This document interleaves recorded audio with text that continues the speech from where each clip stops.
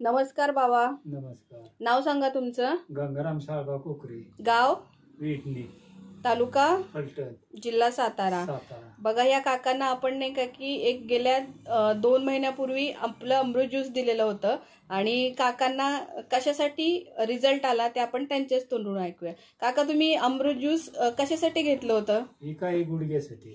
गुडघ्यासाठी. काय प्रॉब्लेम काय होता तुमचा. वळतच नव्हता.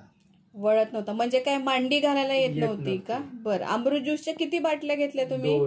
2 बाटल्यांमध्ये तुम्हाला फरक काय जाणवला. फरक म्हणजे लय जाणवला. बर. मग आता तुम्हाला मांडी घालायला येते. येते. बर बर. म्हणजे आधी तुम्ही बिलकुल ही मांडी घालू शकत नव्हता. Okay okay. आता तुम्हाला मांडी घालायला. बरं तुम्ही इतर लोकांना काय सांगाल अमृत ज्यूस बद्दल. मला फरक पडलाय तुम्ही घ्या.